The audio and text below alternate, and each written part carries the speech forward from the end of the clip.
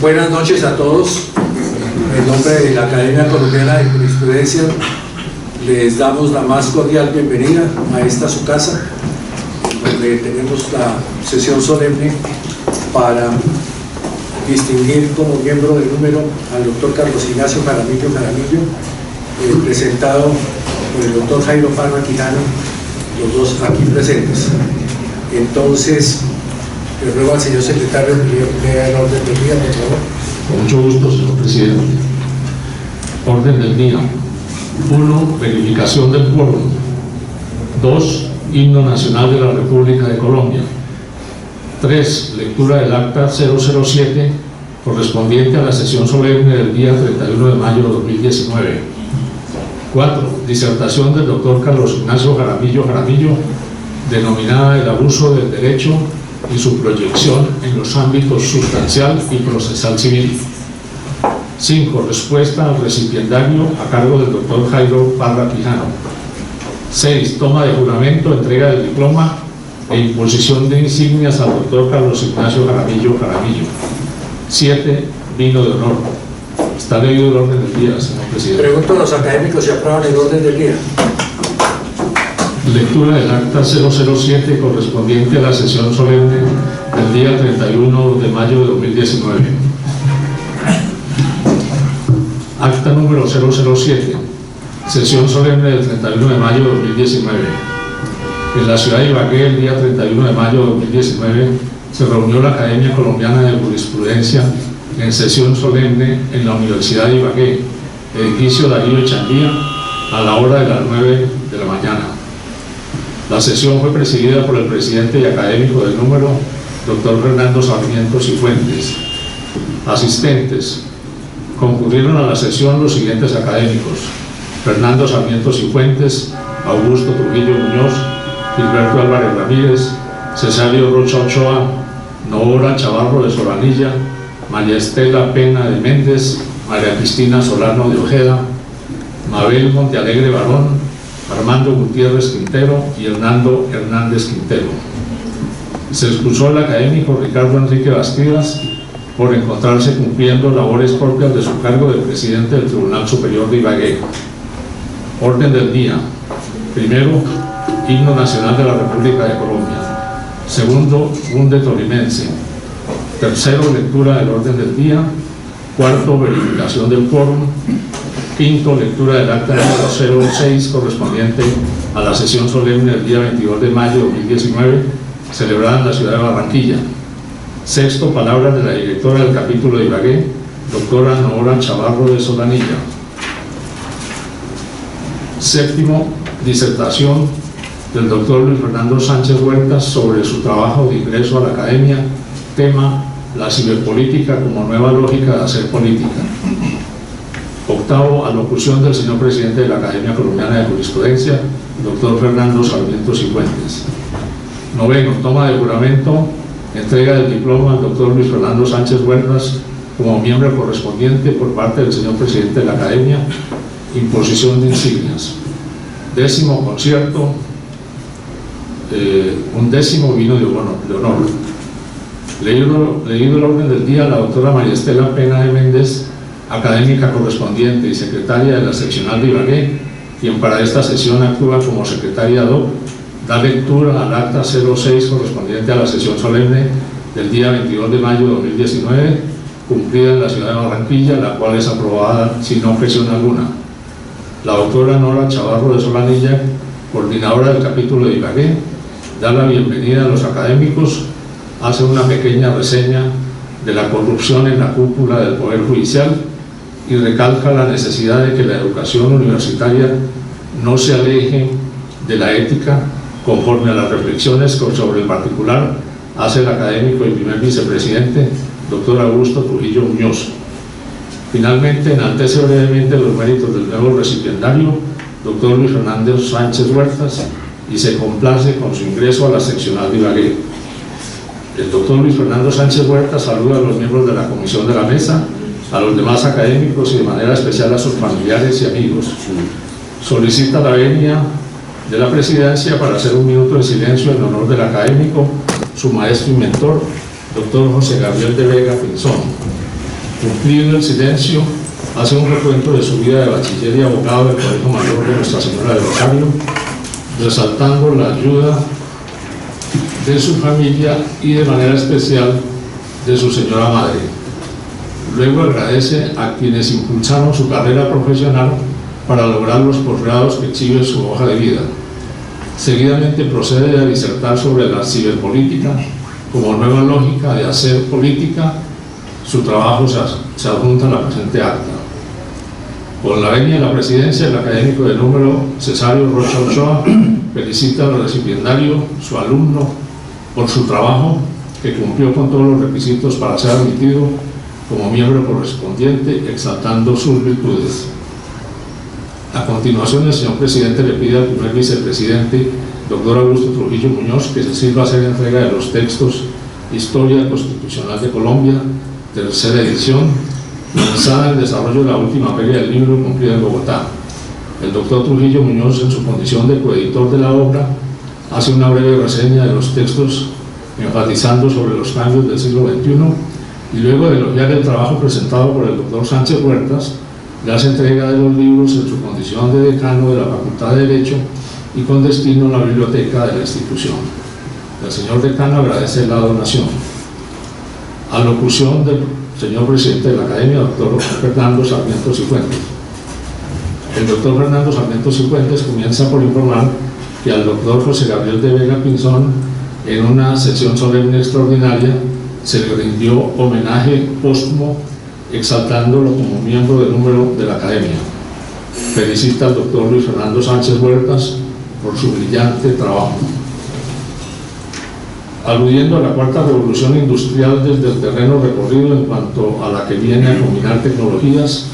concluyendo que el ciberespacio es un estado virtual, da lectura a la hoja de vida del recipiendario, calificándola de muy valiosa. Toma de juramento, entrega de diploma e imposición de insignias. El doctor Fernando Sarmiento procede a tomarle el juramento de rigor al doctor Luis Fernando Sánchez Huertas como miembro correspondiente y le hace entrega del diploma. El presidente solicita a su esposa le ponga la insignia correspondiente. Para concluir, se presentó un concierto con este repertorio: La Gitana, árabe-española del siglo XVIII, de Fritz Kreisler,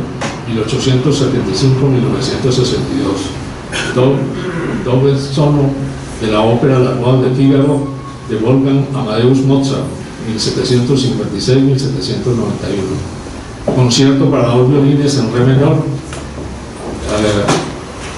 la Allegro Vivace de Johann Sebastian Bach, 1685-1750. Nuit de Toiles, poema de Teodoro Boyain de Barbille, música de Claude Debussy, 1862-1918. Integrantes: Vanessa Torres, soprano; Laura Marcela Sandoval, violín; Andrés Mota, violín; y Carlos Manuel Fernández, piano. Siendo las 11 de la mañana, se levanta la sesión y se invita a una copa de vino. Leída el acta número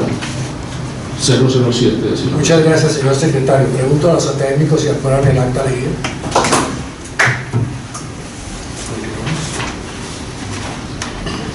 Cuatro, disertación del doctor Carlos Ignacio Jaramillo, denominada El abuso del derecho y su proyección en los ámbitos sustancial y procesal civil. Señores miembros de la mesa principal, presidente, secretario general de la Academia Colombiana de Jurisprudencia, presidente del Instituto Colombiano de Derecho Procesal, señores académicos, invitados especiales, magistrados, jueces, exmagistrados de las altas cortes, mis admirados profesores en la carrera y después de ella, queridos colegas todos, madre, Carlos Esteban, Juan Camilo y Dorita.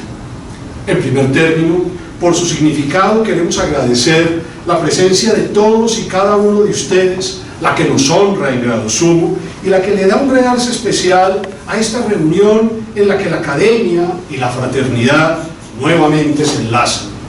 En segundo término, también deseamos agradecer a la querida Academia Colombiana de Jurisprudencia en su emblemático aniversario 125 por el honor que nos ha dispensado al permitirnos ascender de la categoría de miembro correspondiente a la aquilatada categoría de miembro de número, y lo que es más diciente para nosotros, permitirnos ocupar el sillón número 17 que durante tantas y fecundas décadas, concretamente 34 años, ocupó con singular autoridad y complacencia el maestro de todos, el egregio y admirado profesor Bernardo Gaitán Maecha, tan cercano a nuestros afectos, a quien hoy evocamos con profundo respeto y amor jurídico, circunstancia privilegiada que sin ambajes suscita nuestra redoblada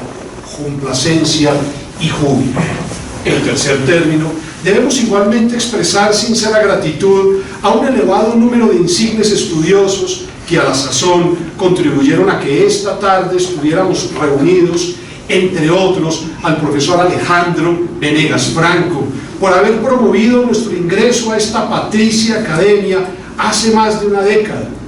al distinguido presidente actual de la misma, doctor Fernando Sarmiento, por haber generosamente impulsado el referido tránsito académico en asocio de los demás miembros de la mesa, al profesor Jairo Parra Quijano, insigne presidente del modélico Instituto Colombiano de Derecho Procesal y miembro de número de esta academia, por habernos primigeniamente estimulado e interesado en el estudio de la temática objeto de escrutinio en esta sesión, así como por haber deferente e institucionalmente aceptado responder nuestra intervención, lo que origina nuestro indiscutido júbilo, y a los respetados profesores Hernán Fabio López Blanco, José Fernando Ramírez, Ernesto Rengifo, Ulises Canosa, Marco Antonio Álvarez, entre varios connotados juristas que con desprendimiento y paciencia en su momento nos permitieron discutir diversos aspectos conectados con la temática escogida,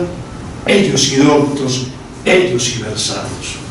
Expresados pues nuestros agradecimientos anteriores, extensivos a muchos más, importa manifestar que el tema seleccionado en esta feliz ocasión para nosotros, en consonancia con puntuales investigaciones previas, en gran medida llevadas a cabo en el marco de los congresos del Instituto Colombiano de Derecho Procesal en diferentes foros, está asociado con una de las figuras de mayor abolengo interés en la actualidad, en especial en algunas naciones de América Latina y Europa, dueña de singularidades tales que hacen de la misma una de las más resonantes, tuitivas y justicieras y útiles en las esferas legislativa, jurisprudencial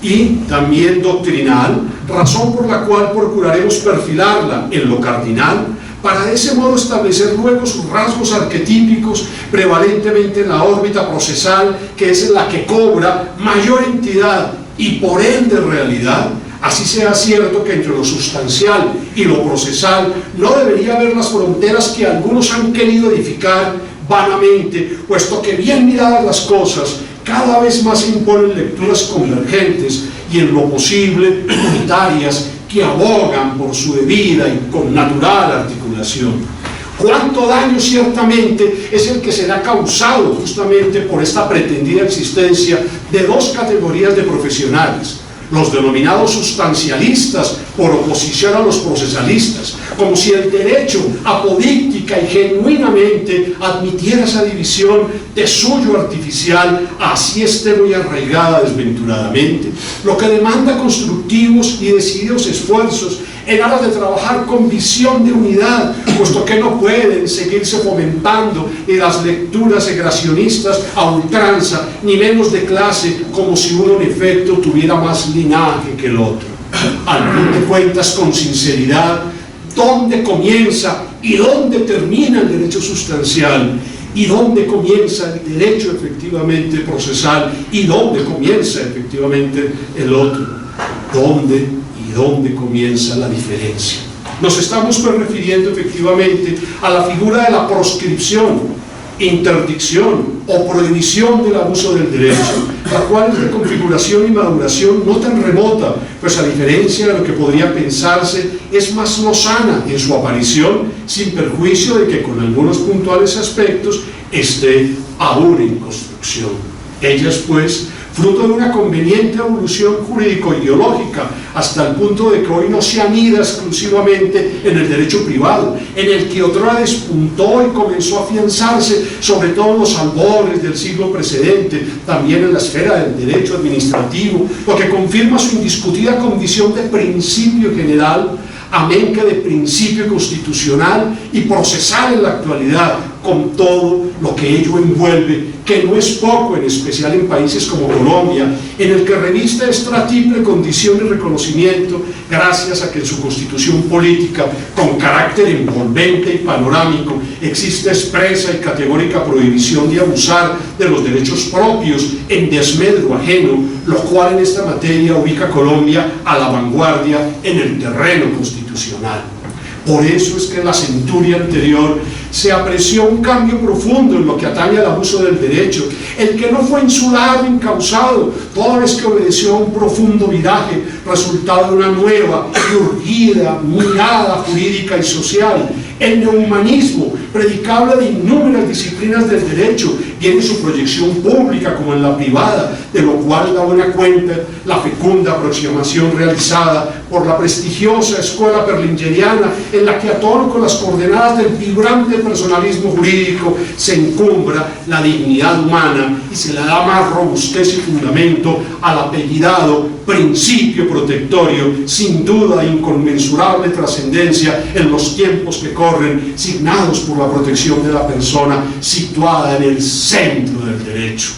Dicho viraje se hizo palpable en el tránsito de lo absoluto a lo relativo, en lo que a los derechos respecta, imperando hoy una visión más relativista, más ecuánime y razonable, con arreglo en la cual su ejercicio conoce límites, puesto que de otro modo se vulnerarían caras garantías, a sabiendas que hoy, por el otro, los otros y los demás y el prójimo debemos velar en general y deben ser objeto de efectiva protección y no de vejámenes y abusos, por lo que la concepción desmedida de los derechos como absolutos o radicales, fruto de un individualismo crudo y a ultranza, en buena hora cambiado sustancialmente, como se aprecia entre otras temáticas más, tratándose del derecho de propiedad, del patrimonio, de la autonomía de la voluntad privada, todas enriquecidas a la par que permeadas por férreas consideraciones de raigambre social. A buena hora el derecho y con él la sociedad, concretamente sus miembros, superaron ese estigma que suponía la egolatría y el referido individualismo, ese que por siglos sublimó el carácter absoluto del ejercicio de los derechos en perjuicio ajeno, con su complicidad o a lo sumo con su silencio, olvidando que el derecho se encumbra cuando incluye, cuando suma, pero se empobrece cuando excluye y cuando resta.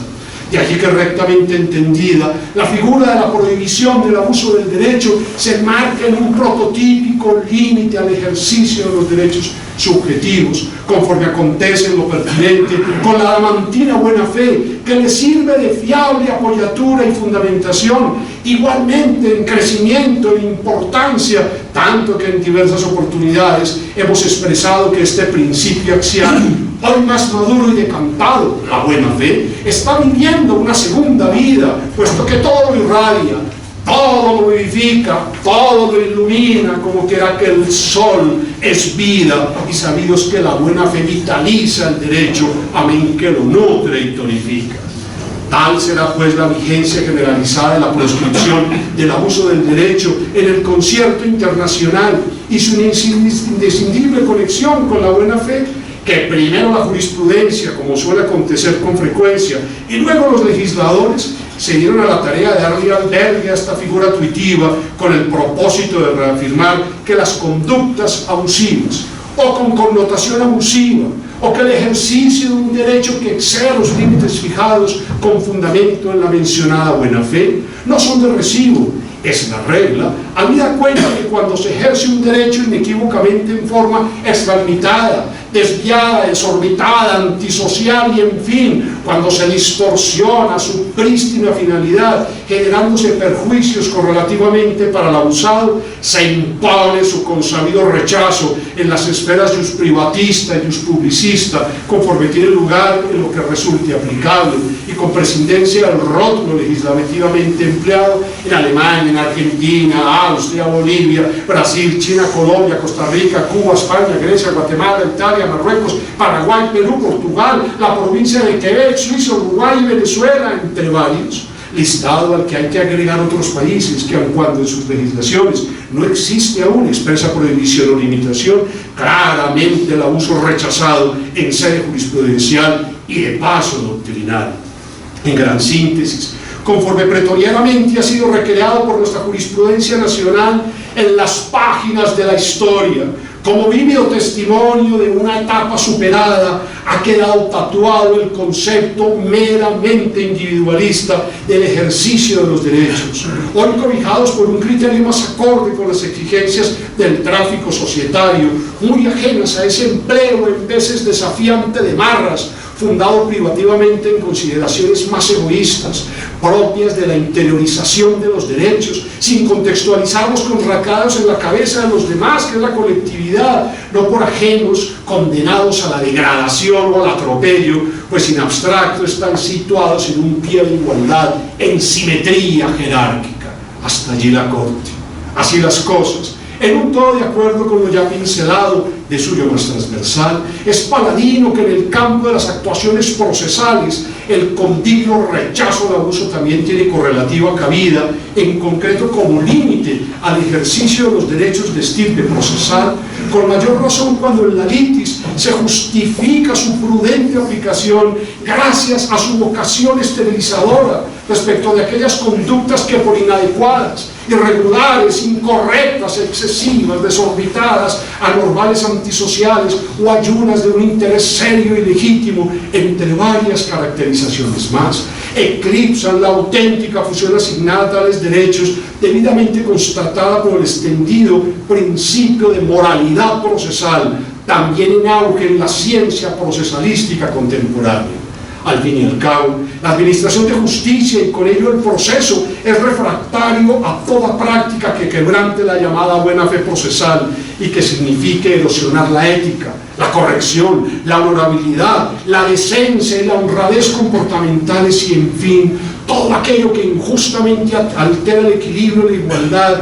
y que por tanto desborde los cauces de un litigio justo y pulquérrimo en el que se empleen vías e instrumentos innobles que lo enturbien y lo contaminen, uno de ellos el malhadado abuso, en particular cuando se forjan la despreciable y ambiciosa intencionalidad, abuso intencional, deliberado o consciente. En consecuencia, al igual de lo que acontece con la temática general de la proscripción del abuso del derecho, en el plano procesal no es tolerado el abuso, en esencia por análogas razones que campean en su seno. Lo contrario, sería tanto como conceder una patente de corso para que la abusividad campee en el proceso, como si se pudiera impunemente menospreciar los derechos legítimos de los justiciables, máxime en un Estado social y democrático de derecho, caracterizado por un mayor compromiso y respeto por la persona, sobre todo con su dignidad, no ajenos a la apellidada dignidad de la justicia, la cual tiene expreso y renovado eco en el Código General del Proceso. No en vano,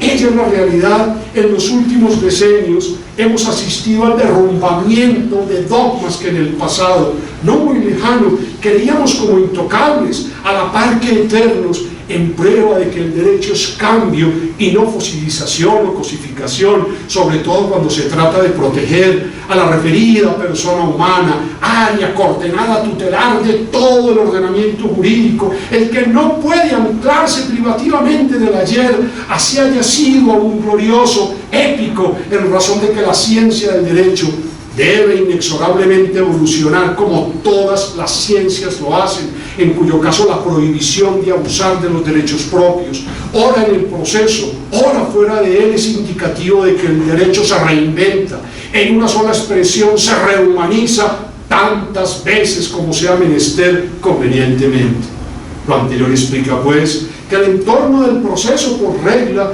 bien puede perfilarse y proyectarse en el ámbito de la figura de la proscripción del abuso del derecho, naturalmente con las restricciones a ella connaturales, dado que no es irrestricta en atención a que conoce límites, siempre necesarios en esta materia, a lo que cabe agregar que su procedencia, por regla generalísima, se extiende a garantías fundamentales de estirpe constitucional, como lo tiene decantado la jurisprudencia comparada y la mejor doctrina, en particular de cara a la llamada tutela jurisdiccional efectiva y más concretamente respecto al sacro derecho a la defensa.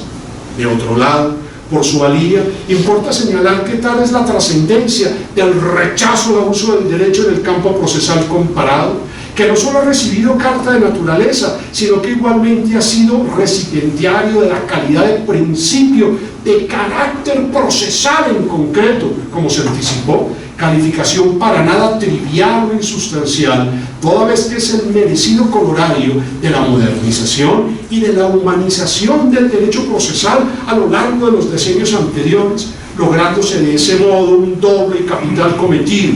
la sublimación de la dignidad de la justicia y de la consabida dignidad humana. Y ello es así.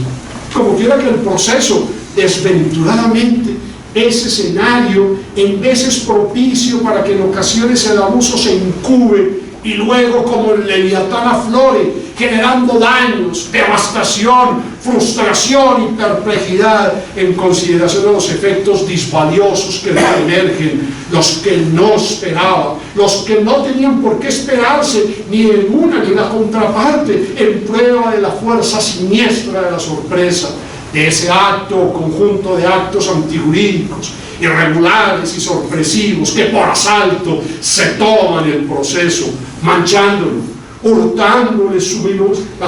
la parte lumínica y su brillo para convertirlo en arena movediza en la cual puede sucumbir hasta la propia administración de justicia en franca contravía de su ratio y de su majestuosidad y entidad.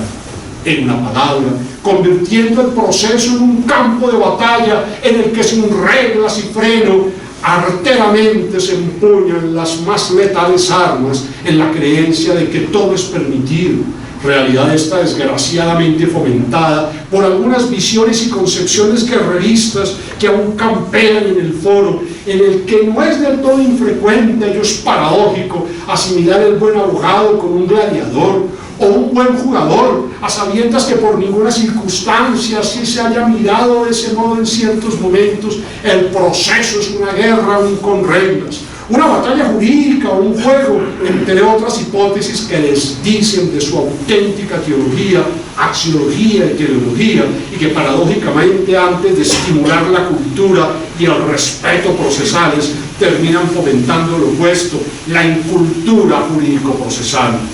En fin de cuentas, en la era de la transparencia, del rechazo a la opacidad comportamental, del buen gobierno, de las buenas prácticas, de una mayor y sostenida solidaridad que impone el cabal cumplimiento de diversos deberes de conducta, no hay ni debe haber espacio para el abuso, ese que funge de traidor en el proceso, pues socava la esperanza, aniquila la confianza legítima del otro extremo de la relación procesal y sacrifica irónicamente en el propio altar de la justicia las expectativas razonables del que creyó civilizadamente en ella y de paso hasta respetando al mismo juez, que también es sorprendido por su irrupción inesperada, quien esmerada y sostenidamente debe velar por su dignidad.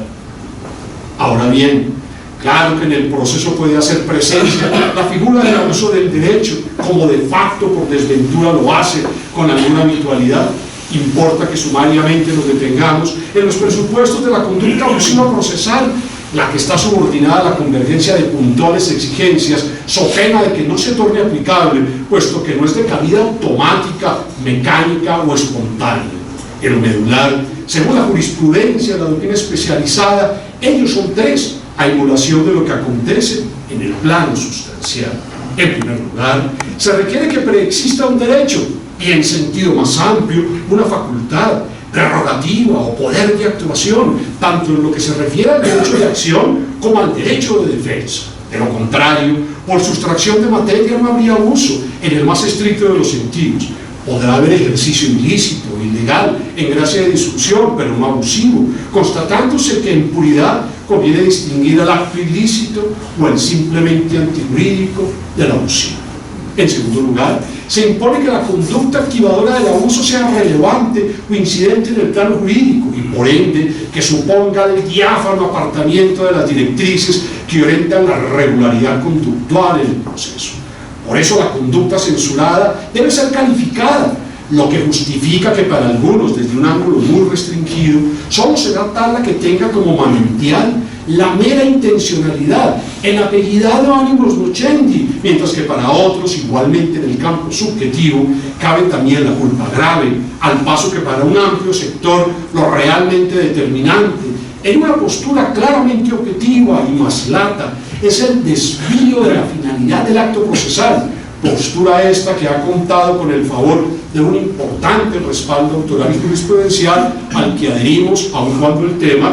no es plenamente pacífico. Y en último lugar, el tercer requisito del abuso del derecho, mejor de su proscripción en las actuaciones procesales, apunta a la necesidad de que irrumpa un daño en cabeza de la otra parte procesal, pues sin una afectación determinada, actual o futura y cierta, el acto no alcanzará la calificación jurídica de abusivo, daño que no necesariamente es de naturaleza patrimonial, pues en el concepto de daño procesal realmente hay mayor dilatación, hasta el punto de que en ocasiones podrá no haber una genuina lesión respecto de los justiciables, aún en esa discusión demandante y demandado, pero convendría preguntarse para la llamada dignidad de la justicia, la que ante precisos supuestos puede resultar afectada, menoscabada por el advenimiento de un daño de carácter especial, o si se prefiere para el propio Estado, con mayor razón cuando las normas de derecho procesal por excelencia son de orden público. De otra parte,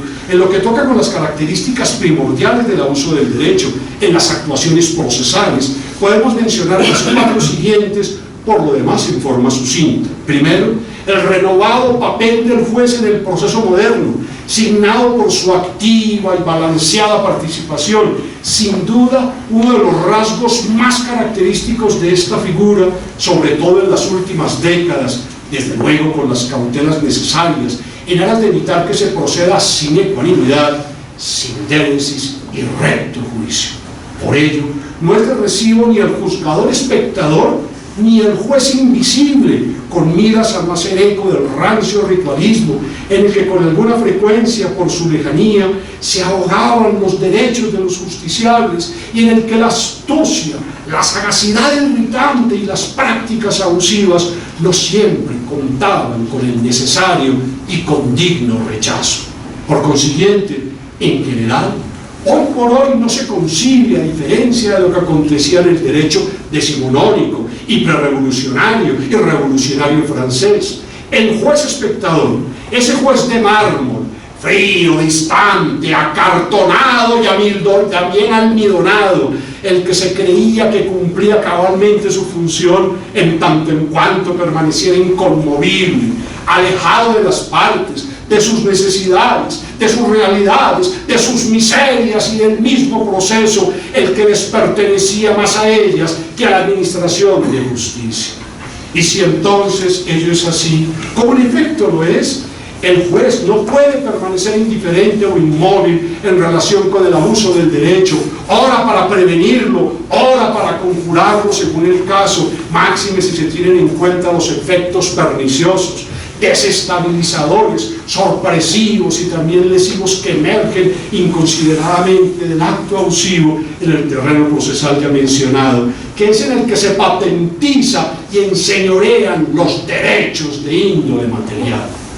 Segunda característica, el carácter preventivo de la tarea judicial en procura de la evitación del abuso. Habida cuenta que la única tarea del juez moderno no es la de sancionar el quebrantamiento de los deberes de conducta, toda vez que ella es un efecto reactivo, a sabiendas de que más relevante que esta fase remedial es la misma fase preventiva, en incontrastable prueba del valor que reviste la prevención en el derecho moderno, incluido el nuestro, en especial el procesal, en el que milita norma expresa en Colombia que señala que uno de los deberes de mayor linaje, lo siempre recordado, radicado en cabeza del juez, finca textualmente, comillas, en prevenir,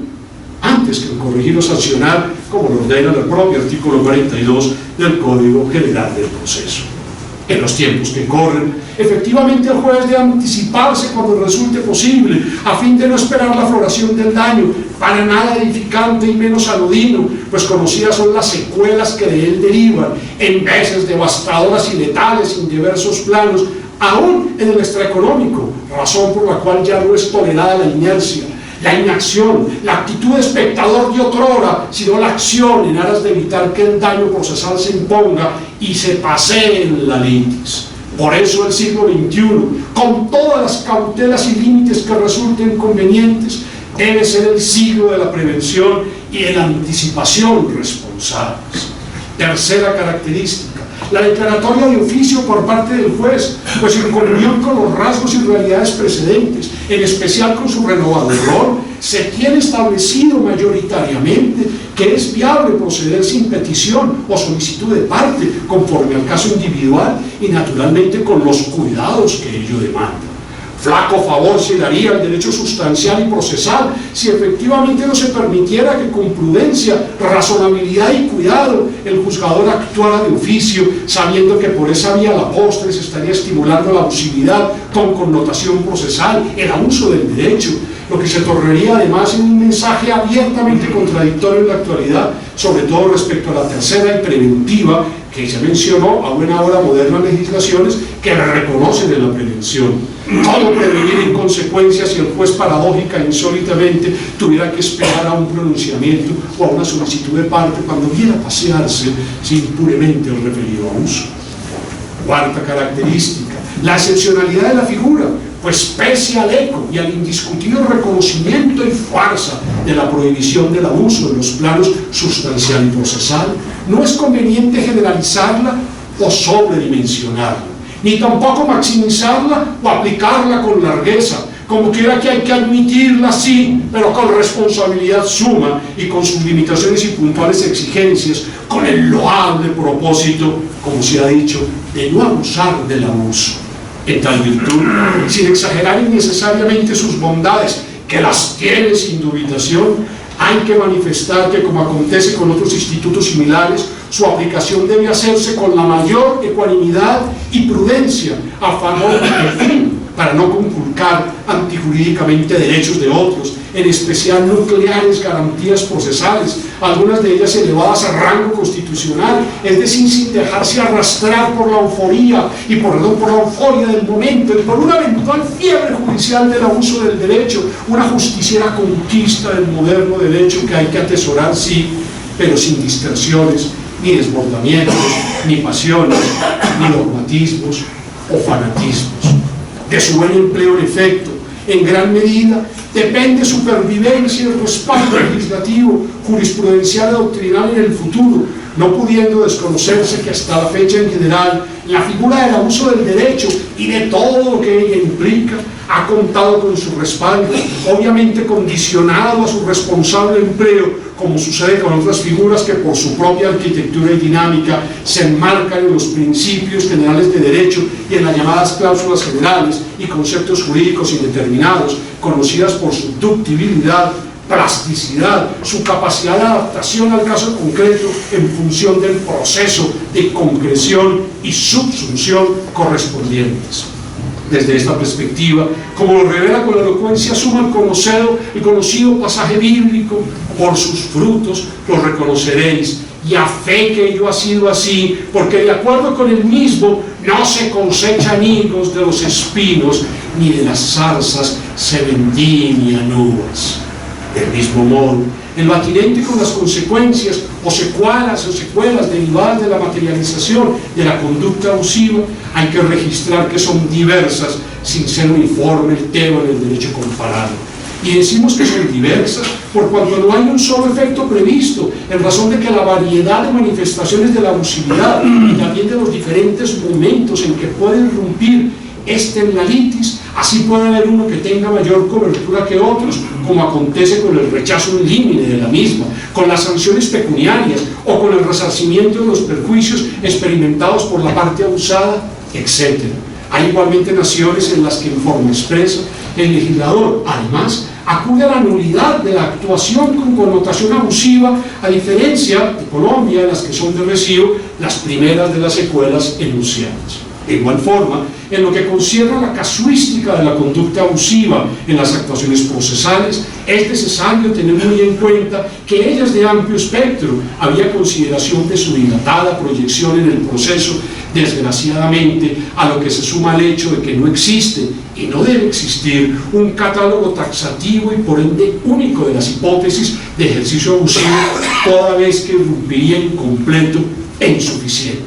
Sin embargo, a juicio de la jurisprudencia, la doctrina más especializada en la praxis, el abuso se suele materializar con mayor habitualidad tratándose de la demanda, de la tutela judicial efectiva, de las recusaciones judiciales, de la pretermisión, de la cosa juzgada, de la litispendencia, de las medidas cautelares, del juramento estimatorio, de la petición de pruebas en forma excesiva e irracional y con propósitos claramente dilatorios, de la formulación de hipotéticas nulidades, de recursos de reposición y apelación y el ejercicio de la acción de tutela o amparo constitucional ante precisos y un largo etcétera. Bosquejado pues el panorama general del abuso procesal, ya para culminar, importa hacer una brevísima incursión en el derecho positivo colombiano, en el que, a diferencia de países como España, Francia, Bélgica, Argentina y Uruguay, entre otros más, no hay referencia explícita al abuso del derecho en el campo procesal civil legislado, lo que no quiere significar que en Colombia no tenga cabida el rechazo al ejercicio abusivo de los derechos conforme lo tiene decantado vieja data la jurisprudencia y sectores de la doctrina nacional, excepción hecha del campo disciplinario de los abogados, en el que sí existe en la ley patria alusión inequívoca al abuso de las vías de derecho. Expresado de otro modo, del simple hecho de que no se refigure expresamente la figura del abuso del derecho en la codificación procesal civil vernácula, no se desprende que no se pueda y que no se deba acudir a él cuando resulte necesario en procura de un litigio transparente, libre de abusos y de consiguiente respetuoso de la ética y sintonizada con cardinales deberes de conducta. Nos referimos a la buena fe,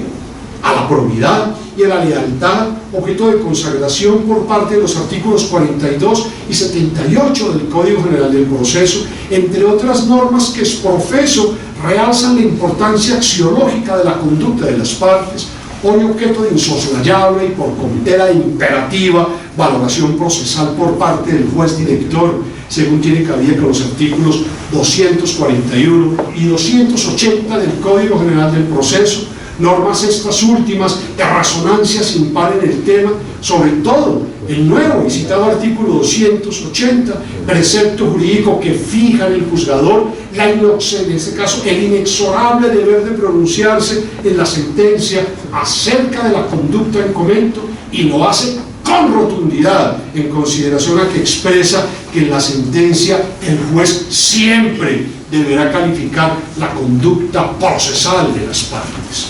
En efecto, la prohibición del abuso del derecho, materia de análisis por parte de la jurisprudencia nacional, especialmente a partir de emblemáticas sentencias de la década de los años 30 emanadas de la Corte Suprema de Justicia en su sala de casación civil, ha sido elevado al estatus de principio general del derecho en Colombia, lo que significa que su proyección es global y transversal, motivo por el cual el derecho procesal mal podría ser ajeno a su correlativa aplicación, precisamente por el carácter envolvente de los principios generales, con mayor razón cuando aquel se encuadra en uno de los que la legislación procesal colombiana denomina principios generales del derecho procesal, esos artículos 11 y 12 del nuevo Código General del Proceso.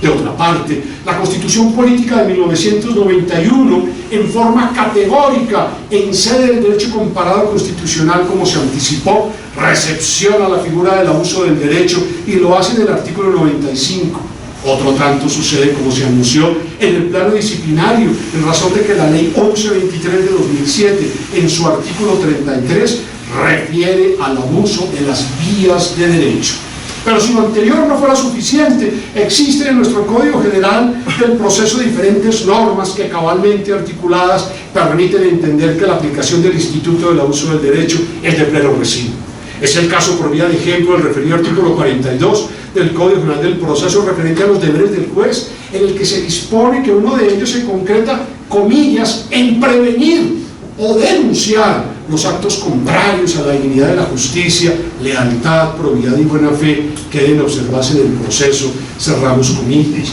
Lo propio tiene lugar con el artículo 78 del Código General del Proceso, contenido de 2 numerales que confirman la necesidad de rechazar el acto manifiestamente abusivo. El primero de ellos referente al aludido deber de obrar de buena fe, y el numeral segundo en el que el legislador reclama obrar sin temeridad en sus pretensiones o defensas y en el ejercicio de sus derechos procesales, cerramos comillas también. Lo mismo sucede en relación con la apellidada acción de tutela, puesto que en el artículo 38 del decreto 2591 de 1991 se ocupa de la acción temeraria, la que en reiteradas ocasiones ha sido ligada a una forma particular de abuso del derecho, textualmente por parte de la Corte Constitucional e incluso por el legislador cuando se ocupó del ejercicio abusivo conocido, comillas, como tutelatón, reconocido con ese gráfico y específico nombre en los considerandos del decreto 1834 de 2015. Pero adicional a la hipótesis de la temeridad, el artículo 79 del Código General del Proceso igualmente se refiere por vía contraria a la mala fe, actuación que alternativamente también puede servir de percutor para la gestación de un abuso de derechos respecto de las actuaciones procesales, en especial desde su perspectiva netamente subjetiva. Todo ello, en tal virtud, significa que así el nuevo Código General del Proceso colombiano expresa y literalmente no aluda al abuso del derecho. Este resulta aplicable, como bien lo ha entendido la jurisprudencia constitucional y civil colombianas en diversas jurisprudencias, reiteramos desde el año 1935 inclusive, motivo por el cual el juzgador, cuando resulte procedente, podrá acudir a sus bienhechores efectos con miras a higienizar el proceso y de asegurar decisiones más justas, a tono con las coordenadas humanísticas que hoy rigen el proceso moderno, y combatir de ese modo la contaminación comportamental. No hacerlo así de simple sería dilapidar un instrumento al servicio de la limpieza procesal y por ende de la administración de justicia toda y de las propias partes, en una actitud constitutiva de una especie de autismo judicial sin duda lesivo y por ende perturbador. En gran compendio, para hacer gala del atinado sobrenombre de Jaramillo el Breve, Jaramillo el Brevísimo, hoy sí una realidad, podemos concluir esta modesta intervención aseverando que el remedio de la proscripción del abuso del derecho en sede sustancial y procesal aún reviste un papel crucial, obviamente sin sobredimensionarlo, sin exagerar su aplicación especial, como ya observamos, pues entre más conciencia responsable exista alrededor de la necesidad de tomar más transparentes y tornarlas las actuaciones jurídicas en general, al igual que el proceso mismo, y de procurar que la asepsia y la higiene comportamentales sean una de sus notas prototípicas, tendremos unos espacios libres de sorpresas, de interferencias, de vejámenes, de cortocircuitos, es decir, de un entorno más limpio e inmaculado en el que con vigor impera la corrección, la buena fe y la lealtad en su máximo esplendor, hijas de la conocida regla honeste procedere, a su turno derivación de uno de los más luminosos preceptos del derecho, perfilado magistralmente por Ulpiano en el siglo II después de Cristo, el honeste vivere, predicable en su auténtica extensión y alcance de todos ustedes, quienes han derramado honorabilidad y decencia en cada una de sus actuaciones. Bien decía el almirante genovés Cristóbal Colón que el mar dará a cada hombre una nueva esperanza, como el dormir le da sueños. Y ese justamente es el derecho en todo su esplendor, ora cuando está despierto, ora cuando apacible y figuradamente duerme, no solo en procura de restaurarse, sino de soñar y de añorar cuando se reincorpora una mejor sociedad, unos mejores seres humanos como lo son ustedes, refractarios al abuso del derecho, propios y ajenos, y al abuso de los demás. En pocas palabras, ustedes, adversarios de la erosiva indiferencia, uno de los mayores males de la humanidad. No es fortuito entonces que el Premio Nobel de Paz, Eliezer Wiesel, relevare, lo reprendamos, que lo contrario al amor no es el odio, es la indiferencia. Lo contrario del arte no es la fealdad, es la indiferencia. Lo contrario de la fe no es la herejía, es la indiferencia. Y lo contrario de la vida no es la muerte, es la indiferencia. No más indiferencia entonces frente al abuso y frente a todas las formas y manifestaciones que empañan la abusividad y por contera violencia. Muchas gracias.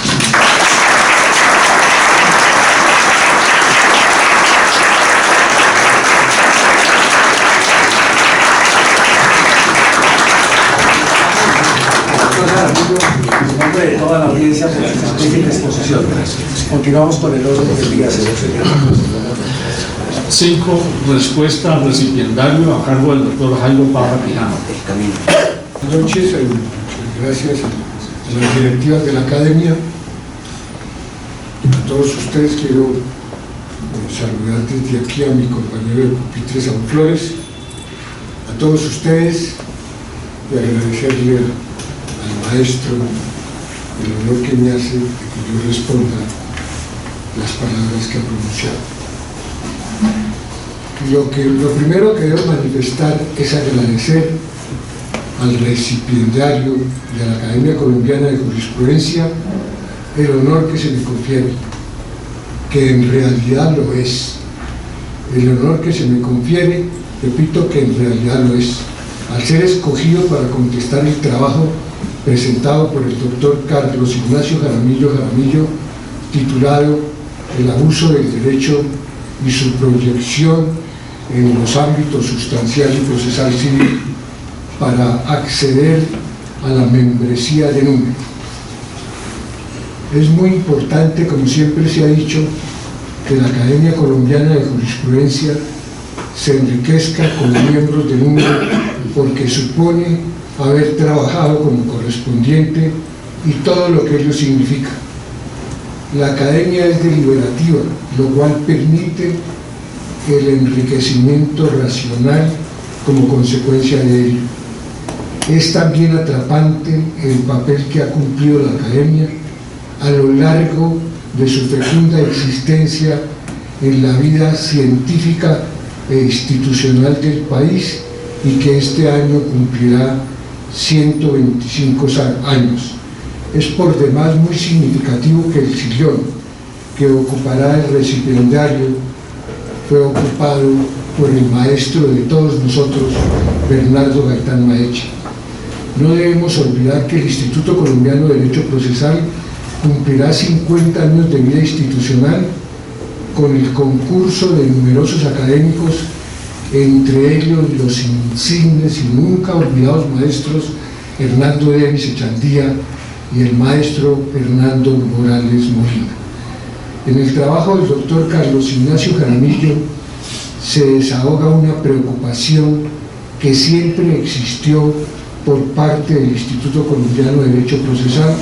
y fundamentalmente por los maestros Hernando Morales y Hernando Davis Echandía sobre la inmaculación del proceso en materia civil. Estos actos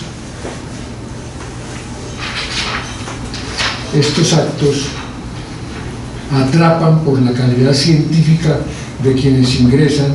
y por los logros que explican, fruto del estudio, de la dedicación y por sobre todo por el inmenso interés de contribuir a la calidad de la justicia. El doctor Carlos Ignacio Jaramillo, a quien conozco desde hace unos años y con quien hemos compartido en diferentes foros académicos e institucionales, tiene una nutrida obra jurídica, la cual es conocida por su valía y utilidad. El tema escogido, abuso del derecho y su proyección en los ámbitos sustancial y procesal civil, aunará aún más el valor de sus aportes a la ciencia del derecho. El trabajo está dividido en tres partes. La primera, el abuso del derecho concebido como límite al ejercicio de los derechos, aproximación general y sustantiva. El tema escogido por el recipiendario es de una gran importancia, de difícil asimilación, porque con el simple sentido común se podría decir cómo es posible que se hable del abuso del derecho con consecuencias jurídicas. Parece un contrasentido y por ello el autor con gran precisión afirma: apareció en el pensamiento jurídico con un enfoque revolucionario frente a la concepción tradicional de que el ejercicio de un derecho propio reconocido por la ley no puede convertir en ilícito ningún acto ni imponer responsabilidad a quien lo ejerce. Con precisión indica la discusión que suscitó el planteamiento citando a Planiol, que lo había denostado como logomaquia, porque el derecho cesa donde el abuso comienza, y uno solo y mismo acto no puede ser a la vez conforme a derecho y contrario a derecho. Y afirma el recipiendario: su fuerza expansiva superó enérgicas concepciones ideológicas, muchas veces con importantes componentes políticos, hasta el punto en que hoy puede decirse que el principio del abuso del derecho ha sido consagrado por todos los códigos del mundo, sea de forma expresa, sea de manera implícita, con criterio amplio o con criterio restrictivo. También hay legislaciones que aún consagran el abuso del derecho sin nombrarlo. Sea preferible hacer referencia al ejercicio abusivo de un derecho subjetivo. Es de trascendental importancia lo afirmado por el recipiendario: la teoría del abuso del derecho se desenvuelve en el campo del derecho privado y del derecho público. Se refiere al artículo 544 del Código Civil francés de 1804, que es el del siguiente tenor: la propiedad es el derecho de gozar y disponer de las cosas de la manera más absoluta. Josserand expresó: nuestros derechos no pueden realizarse en contravención o despreciando su misión social a diestra y siniestra. Se concibe que el fin pueda justificar los medios, al menos cuando estos sean por sí legítimos. El recipiendario con acierto señala como presupuestos esenciales para que exista abuso del derecho. En primer lugar, afirma que en atención a raíz del vocablo abuso del derecho se requiere que exista un derecho, prerrogativa o facultad que es antes radicado en cabeza del que lo usa o emplea, creando una apariencia de legitimidad. Quien no lo tiene no puede abusar. En segundo lugar, afirma que conviene señalar que no hay consenso en lo tocante con el tipo de atribución o con el carácter atribuido al abuso del derecho, temática ciertamente polémica por cuanto las tesis suelen ser distantes y de paso distintas, aun cuando en cualquier caso se requiere que la conducta sea calificada ora por detonantes de naturaleza subjetiva, ora de carácter objetivo, ora de una a otra, según fuera el caso. El recipiendario alude a la catalogación subjetiva del abuso del derecho, tesitura de índole más clásica en el derecho comparado, encaminada a resaltar que haya abuso del derecho en su concepción más arraigada, en tanto en cuanto media intención de afectar intereses ajenos, por manera que si esta intención asimilada an ánimos nocendi no hace presencia o no existe, no se configurará el consabido abuso y por tanto no se entenderá aplicable por ausencia de uno de los presupuestos genéticos. En esa lectura, unos de los de mayor prosapia al que luego se le agregó a manera de matización la exigencia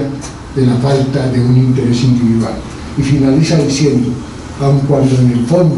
en opinión de un sector autoral, esta ausencia de interés denota cierto grado de intencionalidad que se consideró la pieza maestra del sistema. Afirma el recipendiario que la jurisprudencia colombiana tiene sentado en torno al abuso del derecho que es incuestionable que no solo la intención dañina reviste la citada fuente de responsabilidad, sino que igualmente pueden concurrir otras posibilidades como el ejercicio excesivo,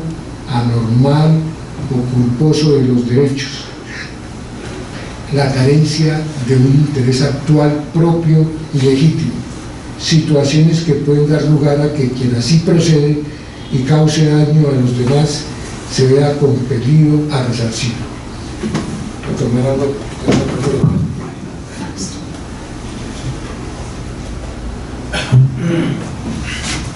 El autor afirma que con indudable acierto que si bien la anunciada intención no es hoy el eje de la institución ni la pieza maestra como antes sí lo era, tampoco es menos cierto que es uno de los diversos detonantes del abuso, realmente significativo a la par que no muy infrecuente, de tal suerte que tampoco puede soslayarse en toda su incidencia potencial, así medien otros criterios. Este planteamiento del recipendiario, además de ser sutil, es perfecto y sumamente práctico. La erudición, los planteamientos lógicos son invaluables cuando tienen anclaje en la realidad y como especie de lente sirven para mirar mejor la valía de un determinado planteamiento, como ocurre cuando el recipendiario escribe. De ahí que la combinación de los mencionados criterios subjetivos, intención de dañar, y objetivos, desvío o distorsión de la finalidad consustancial, en nuestro entender, busca atendible en consideración al insolayable carácter protectorio íncito en el abuso del derecho, pues de otro modo ciertamente se tornaría de tan difícil salida que su rol se desdibujaría, encontraría de caros y superiores intendencias que claman atención. Los del abusado, obviamente con toda la cautela y prudencia que lo exige, y reténgase lo que agrega. La importancia del caso sube de tono, pues será él, en últimas, el que termine determinando si en una específica actuación procesal deberán tener eco criterios subjetivos o criterios objetivos sin renunciar ante a ellos. En la segunda parte, el abuso del derecho y su ámbito de rechazo en el proceso civil, aspectos generales, como dice el recipendiario, acorde con todo lo expresado precedentemente, es paladino que en el tiempo y en el campo del derecho procesal o del proceso en general, entre otras denominaciones, el rechazo al abuso del derecho tiene plena y conveniente cabida como arquetipo límite al ejercicio de los derechos de estirpe procesal, con mayor razón cuando en la litis y aún antes de ella se justifica su equilibrada y racional presencia gracias a su conocida vocación esterilizadora respecto a aquellas conductas por inadecuadas, irregulares, incorrectas, excesivas, extralimitadas, desorbitadas, anormales, antisociales o ayunas de un interés serio y legítimo, eclipsan la genuina y vertebral función asignada a tales derechos. Para que se cumpla lo que debe ser siempre así, tener un proceso adecuado para permitir reclamación del derecho material. El autor, casi dándole contenido a cada palabra que emplea con un plus de derecho material, nos dice: el razonamiento que hace eco el autor es el siguiente: la gran tarea del proceso en el siglo XXI debe ser precisamente la lucha por la moralidad, Por ello se ha señalado que la preocupación por infundir en el proceso civil un aliento moral que lo dignifique es un síntoma específico que revela del modo de ser particular del proceso civil de nuestro tiempo. Puede decirse que hoy triunfa el movimiento de moralización del proceso. La eficacia del proceso no puede ser desprovista del componente ético en el actuar de los litigantes. La eficacia sin moralidad ni justicia puede convertirse en la más perversa motivación para un proceso desleal, fraudulento, corrupto. De ahí que sea importante que el proceso sea tan eficaz para la protección de los derechos de las personas como frente al fraude y al abuso del derecho. En cuanto a la denominación de la figura de la prohibición del abuso del derecho, pareciera más exacta el abuso en el proceso. El artículo 79 del Código General del Proceso preceptúa temeridad o mala fe. Se presume que ha existido temeridad o mala fe en los siguientes casos: cuando sea manifiesta la carencia de fundamento legal de la demanda, excepción, recurso, oposición o incidente, o a sabiendas se aleguen hechos contrarios a la realidad; cuando se buscan calidades inexistentes; cuando se utiliza el proceso, incidente o recurso para fines claramente ilegales o con propósitos dolosos o fraudulentos; cuando se obstruya por acción o omisión la práctica de pruebas; cuando por cualquier otro medio se entorpezca el desarrollo normal y expedito del proceso; cuando se hagan transcripciones o citas deliberadamente inexactas. Lo mismo, como dice el recipendario, con lo regulado en el artículo 42, numeral tercero del Código General del Proceso: prevenir, remediar, sancionar o denunciar por los medios que este Código consagra los actos contrarios a la dignidad de la justicia, la lealtad, probidad y buena fe que deben observarse en el proceso, lo mismo que toda tentativa de fraude procesal. El autor considera que el escrutinio del abuso del derecho en sede procesal está en alza y es conveniente y positivo que sea así, obviamente sin exagerar, pues debe hacerse con mesura y sana crítica. El autor recalca algo que se olvida a menudo: es pues un tema de justicia material y procesal la que se ensombrece cuando se abusa de un derecho, vale decir, cuando no obstante tenerlo y por ende legítimamente poder disponer de él, se usa en forma desviada en lo que a sus fines concierne, configurándose una palmaria extralimitación funcional, detonante de perjuicios de variada índole, en especial para el abusado propiamente dicho y reflejamente para la administración de justicia. Y el Estado mismo, refractaria a toda práctica que quebrante la buena fe y que conculque la prístina tecnología del proceso como institución de jure, condenando a todo lo que signifique erosionar la ética, la corrección, la honorabilidad, la decencia y la honradez comportamentales. El autor, con remozado criterio y vigor, afirma lo que produce entusiasmo. Además, sin perjuicio de ninguna otra anotación posterior, no puede desconocerse que en la segunda mitad del siglo XX y especialmente en lo ocurrido del siglo XXI, la ciencia procesal en el plano ideológico se ha enriquecido notablemente gracias a una mirada más profunda, a fuerte, humanística y existencialista, llamada a dignificar el ser humano y por ende al proceso mismo, que no puede darle la espalda a esta nueva realidad que aboga por la búsqueda de decisiones más justicieras, acorde con los derechos humanos de tanta significación en la actualidad, en razón de que la persona humana debe ser el centro de gravedad del derecho en cualquiera de sus dimensiones y expresiones, como ya lo acotamos en precedencia. Mirada esta que sin duda, por coherencia intrínseca, rechaza la extralimitación y por contera el ejercicio desmedido y anormal de los derechos existentes para ser usados con prudencia y cuidado, lo que no impide hacerlo con vigor y hasta con ardor, pero no hasta el punto de que ello implique transitar el uso al abuso, antítesis de lo correcto, sustancial y procesal. Usar sí, pero abusar no. En la tercera parte del trabajo expone en forma clara sus conclusiones y la amplia bibliografía que utilizó. Me dejaría interminable haciendo referencia a este trabajo del doctor Carlos Ignacio Jaramillo, por lo abarcador y suficiente. Lo cierto es que será muy provechosa para quien quiera saber sobre el abuso del derecho y su proyección en los ámbitos sustancial y procesal civil. El trabajo presentado a la Academia Colombiana de Jurisprudencia por el profesor Carlos Ignacio Jaramillo será entonces de obligatoria consulta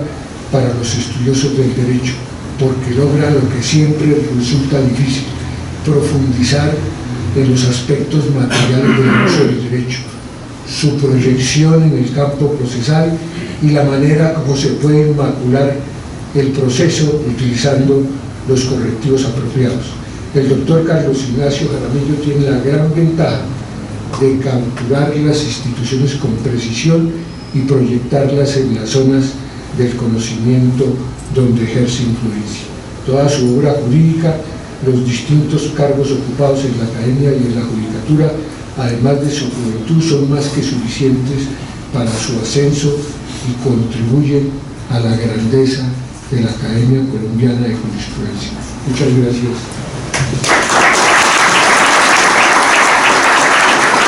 La Academia se enorgullece y se complace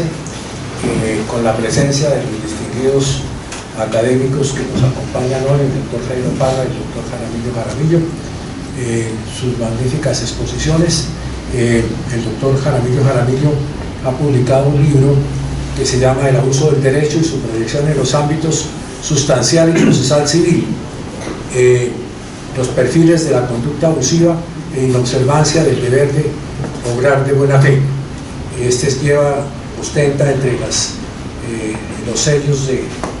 autoría de la Academia Colombiana de Jurisprudencia. Nos ha obsequiado algunos ejemplares que están destinados a nuestra biblioteca y quedan a la orden de los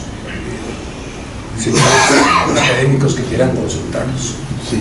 Procedo a hacer una breve presentación de la hoja de vida, no sin antes darle la bienvenida a doña Dora Hoyos,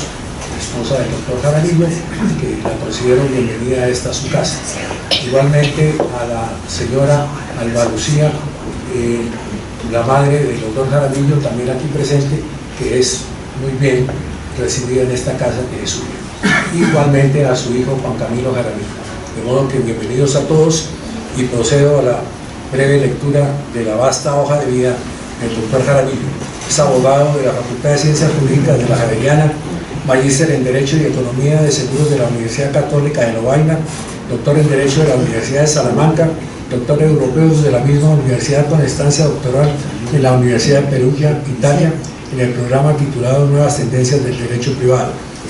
Ha sido conjuez de la Corte Suprema de Justicia, catedrático y decano académico de la Facultad de Ciencias Jurídicas de la Javeriana, es vicepresidente y expresidente en funciones de la Corte Suprema de Justicia y magistrado de su sala civil,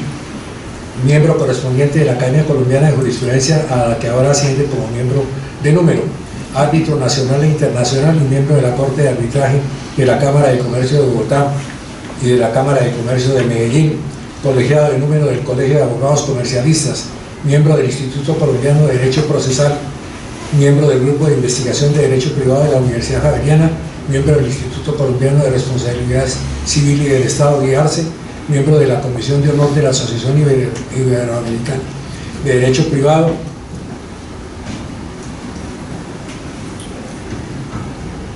miembro de la Comisión de Honor de la Asociación Iberoamericana de Derecho Privado, miembro del Instituto Latinoamericano de Derecho Privado, miembro del Instituto Iberoamericano de Derecho Procesal, de la Academia Nacional de Derecho y Ciencias Sociales de Córdoba, Argentina, miembro y fundador de la Reus Jus Judice Salmanticense,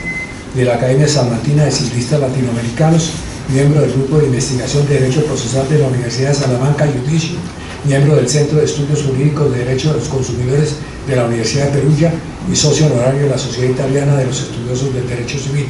autor de numerosas publicaciones nacionales e internacionales en el campo del derecho privado y procesal civil, así como de las obras de derecho privado en 7 volúmenes y derecho de seguros en 5 tomos, al igual que más de 18 libros individualmente considerados, publicados en Colombia, España, México, Argentina, Chile y Perú, entre otros países. Está leída la hoja de vida y procedo a entregarle el diploma y hacerle entrega del diploma que dice: Academia Colombiana de Jurisprudencia, fundada en 1894. El doctor Carlos Ignacio Jaramillo ha sido inscrito en esta corporación como miembro académico de número, en atención a los méritos y demás circunstancias que concurren en él, y para que conste se les pide el presente diploma en Bogotá a 5 de junio de 2019. El presidente, el vicepresidente, el secretario. Doctor Jaramillo, muchas felicidades.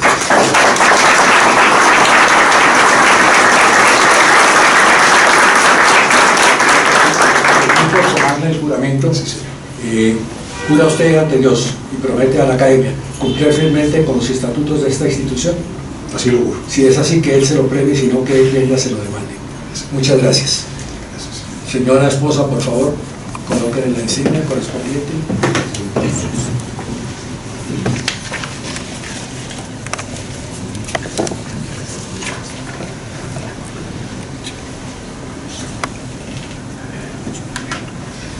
Y su señora madre le entregará los estatutos que juró cumplir.